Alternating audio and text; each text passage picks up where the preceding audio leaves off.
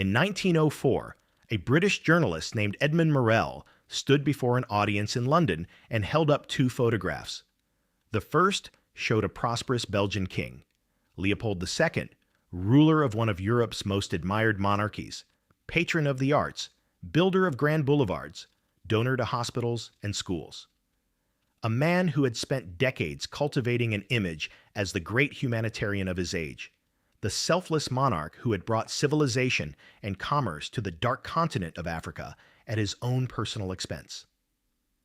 The second photograph showed a Congolese man named Nsala sitting on the ground, staring at the contents of a small package placed before him. The package contained a small hand and a small foot. They belonged to his 5-year-old daughter, Boali. She had been killed by agents of the Congo Free State, Leopold's private colony, because her village had failed to meet its rubber quota for the month. His wife had also been killed. What remained of them had been sent to Nsala as a warning. The same man was responsible for both photographs. The philanthropist and the severed hands were not contradictions. They were the same project, with one face turned toward Europe and the other turned toward the Congo River Basin and the 10 million people who lived there. Leopold II of Belgium built one of the 19th century's most successful public relations operations on top of one of its most systematic atrocities. And for almost 20 years, it worked. Today we're going to look at both faces. How a king built a private empire, how he hid what he was doing inside it, and why the world took so long to see what was directly in front of it. Leopold II became King of the Belgians in 1865 at the age of 30. Belgium was a small, prosperous constitutional monarchy, a country that had been independent for only 35 years and that punched well above its weight in European industry and trade. It had no overseas territories, no empire, no slice of the wealth that Britain, France, and the Netherlands were extracting from their colonial possessions around the world. Leopold found this situation personally intolerable. He had been thinking about colonies since his 20s. Before becoming king, he traveled extensively: Egypt, Ceylon, parts of Asia, and what he observed everywhere was the same thing. European powers making vast fortunes from territories where local populations provided both the labor and the resources, while European capital captured the profits. It was a thought that haunted him. He wrote to his father letters that were remarkably candid about his intentions. He wanted a colony, not for Belgium. The Belgian parliament had no interest in imperial adventures, but for himself as a personal investment. Leopold spent the first decade of his reign investigating options. He looked at the Philippines, at various parts of Africa and Asia, at Latin America. He was methodical, patient, and entirely clear-eyed about what he was searching for. Territory rich enough in resources to generate serious profit, poorly enough organized to be taken with limited military force, and distant enough from European attention that what happened there would not attract scrutiny. Central Africa fit every criterion. A decade of searching paid off.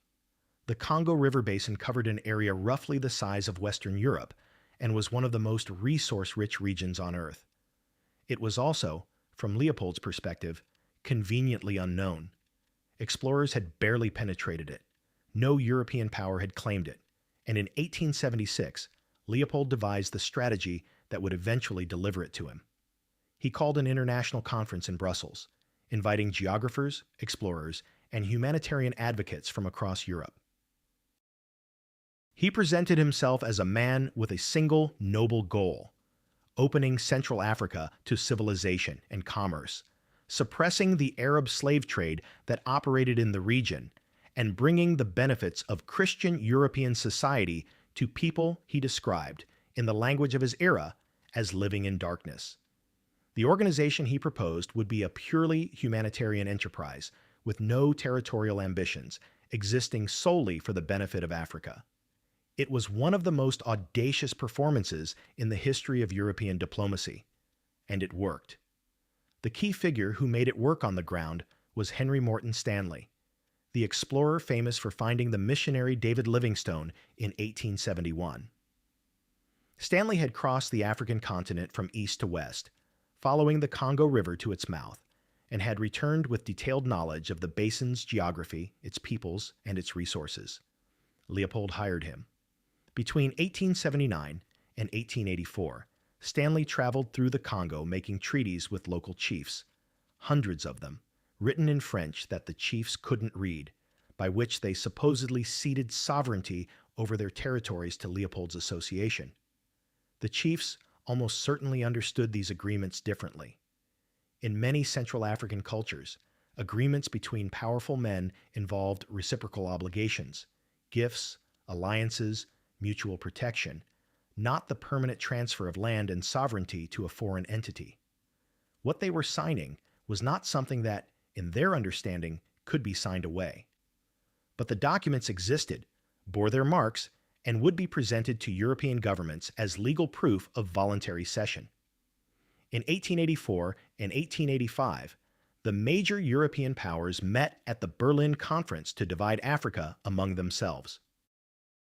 Leopold attended, lobbied relentlessly, and emerged with something no private individual had achieved before or since: international recognition of his personal ownership of approximately 2.3 million square kilometers of African territory and the 20 to 30 million people living in it. The Congo Free State was not Belgian territory. It was Leopold's property, which seems impossible today. For the first few years, the Congo Free State generated almost no profit. Building infrastructure, river stations, a railway around the lower Congo rapids cost money, and the ivory trade Leopold had expected to sustain the operation wasn't delivering. By the early 1890s, he was deeply in debt, and the Congo was threatening to become an expensive failure. Then came rubber. The Industrial Revolution had created an insatiable demand for natural rubber, for bicycle tires, for industrial machinery, for the electrical insulation making telegraph and telephone networks possible across Europe and America. The Congo Basin happened to contain enormous quantities of wild rubber vines growing throughout the forest. They required no cultivation, no investment, just labor.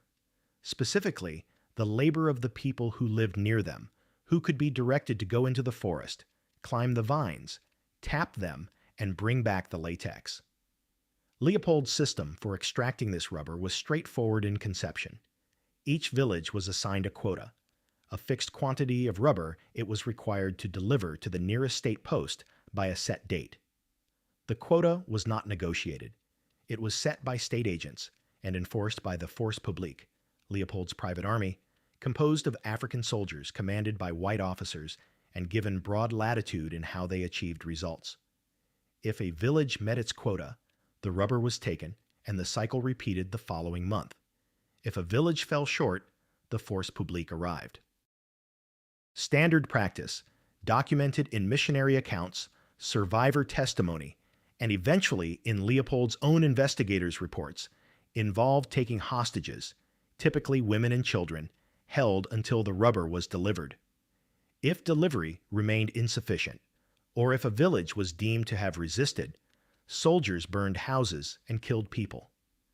Communities that had spent their working days in the forest harvesting rubber instead of tending fields faced starvation when the quotas left no time for agriculture.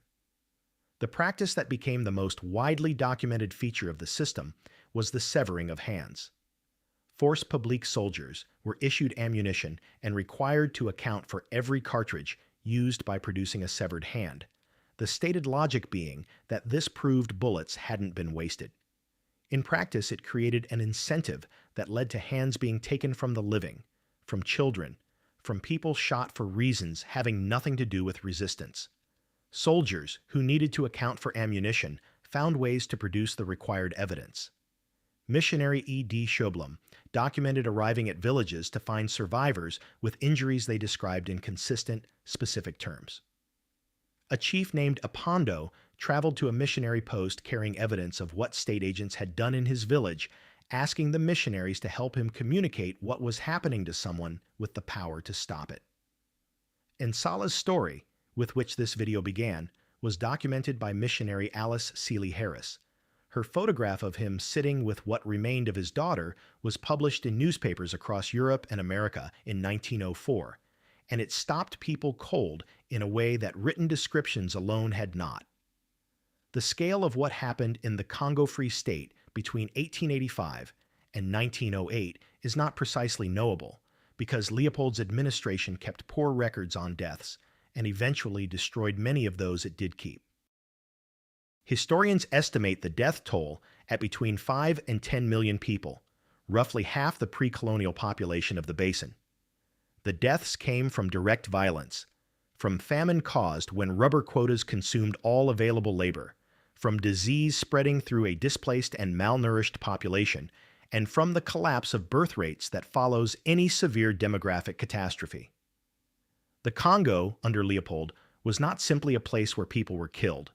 It was a place where the conditions for human life were systematically broken in the service of quarterly rubber deliveries. While all of this was happening, while the force publique enforced quotas and populations collapsed, Leopold was in Brussels, attending galas, endowing hospitals, commissioning grand public buildings, and presenting himself to the world as Africa's greatest benefactor. The gap between the public image and the reality was not accidental. It was engineered with the same systematic energy that Leopold applied to rubber extraction.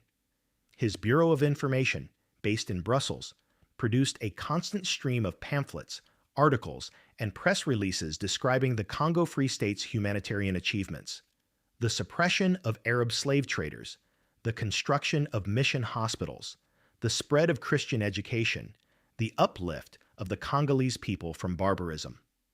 European and American newspapers reprinted this material with minimal scrutiny. Leopold donated generously to philanthropic causes across Europe and America, cultivating networks of influential people who could defend the Congo Free State when questions arose. He paid particular attention to the Americans.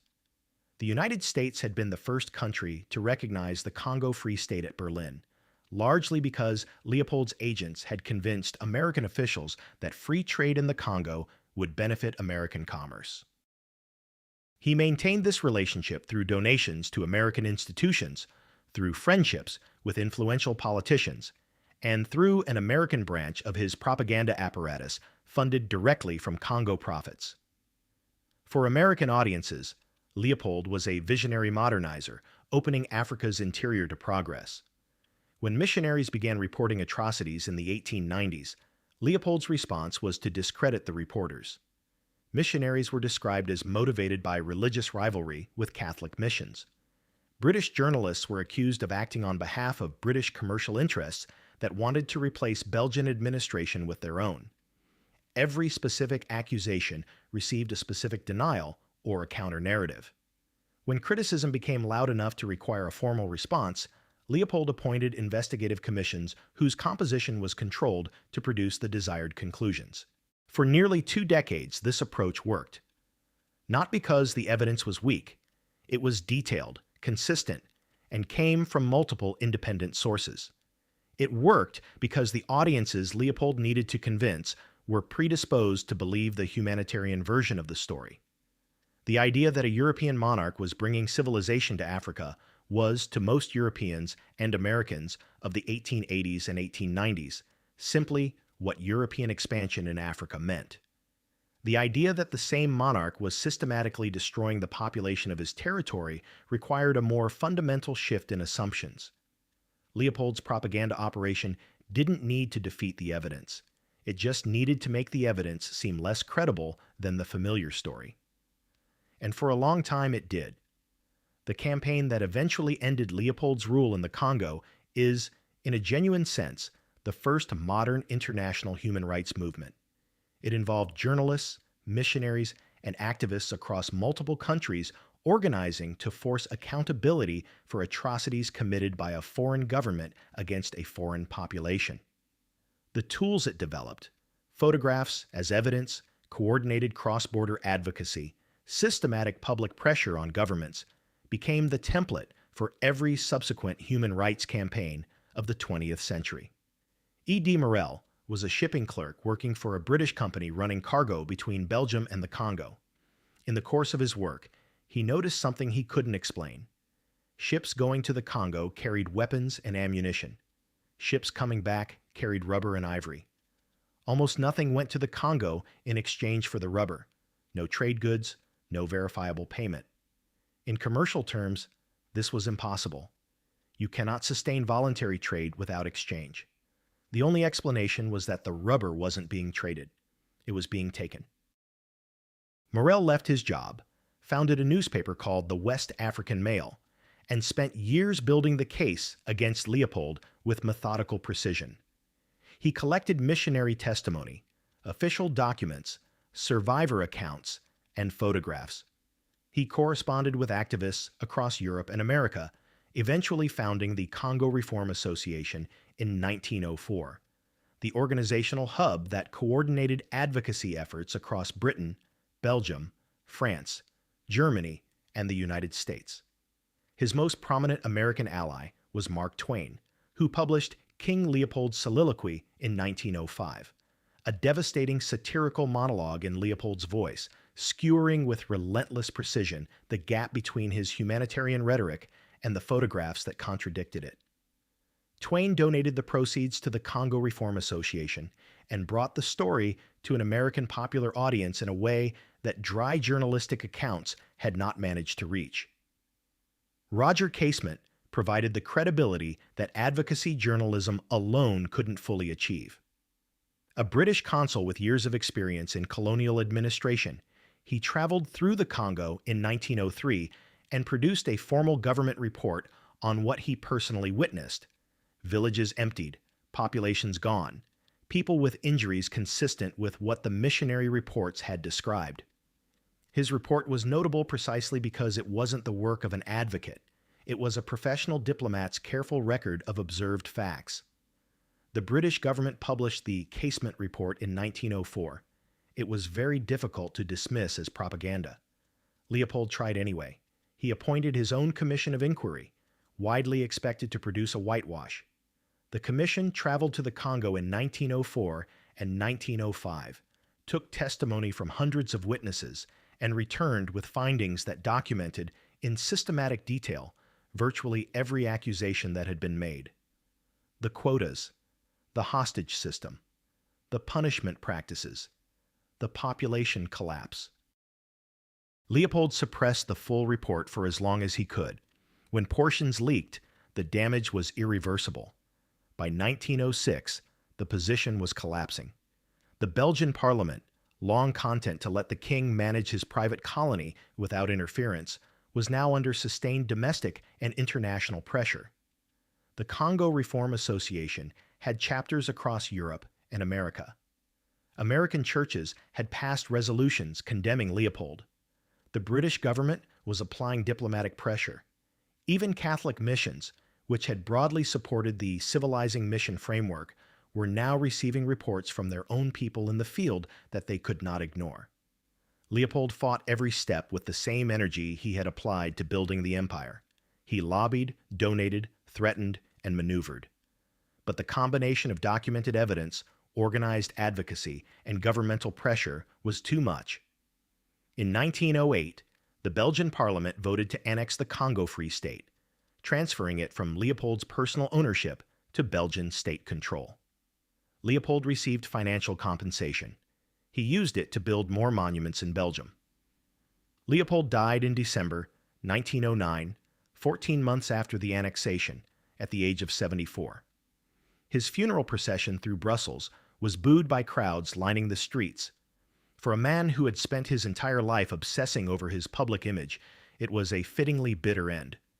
He left behind the grand boulevards of Brussels, the Royal Museum for Central Africa at Tervuren, filled with objects taken from the Congo, opened in 1910 as a monument to Belgian colonial achievement, and a country in Central Africa whose population had been cut roughly in half. Historians estimate between 5 and 10 million dead.